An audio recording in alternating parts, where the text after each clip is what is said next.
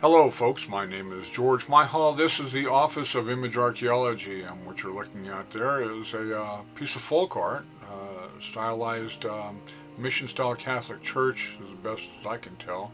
Look at that roof. I think that's made out of stamped, embossed copper sheeting of some sort. They did a great job making that roof. As you're going to go through these hand-carved doors, notice the cross carved into them, and now you're going to get a view at the other side of those doors. That's the inside, and in a moment here, look on to the left, and you're going to see a hallway going through, and there's another hallway very similar to that to the right, but I did that because you couldn't otherwise see the detail around those items.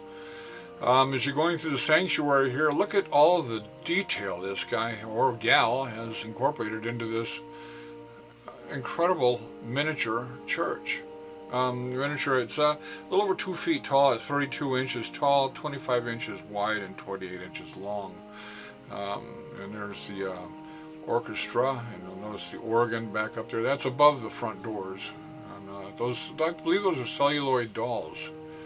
There's the ceiling to the sanctuary, and you see the two chandeliers hanging down there and a window in the back. And there's a better view, gives you an idea of all of the elements he took to put that together, and the individual images that he took out of magazines or books, and cut and pasted them up there and framed them all in and everything. And there's the floor of the sanctuary again, all the pews, the people in the pews, and our nuns, and we'll see those again in a few minutes here. This is a door that was on the this is on the right hand rear door. There's another similar to it on the left, but again, it's hand carved, individual. It's not doesn't look like this one. Next to the stained glass windows back there. There's one of those on either side of the sanctuary as you're coming inside, and like those are the candles down below, I guess. Again, I'm just totally amazed at the number of elements it took to put this together. You have to watch it a few times just to notice all of it. You see that red light blinking? That is on the end of the GoPro, or on the GoPro I have on the end of a stick. To be able to do this, I couldn't get a regular camera in there, so I did what I could with the GoPro.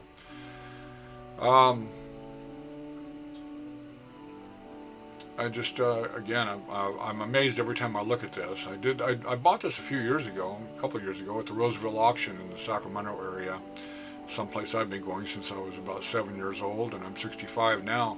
It's been there a long time, and it's been an icon of the secondhand and antique and vegetable market. You know, they have everything out there. Really great folks out there. There's Jesus, and he's got blood running down his side there.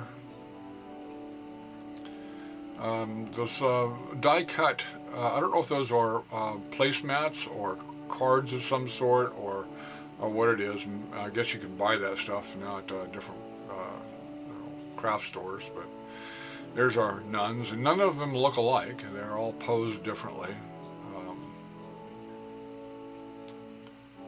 Pretty cool.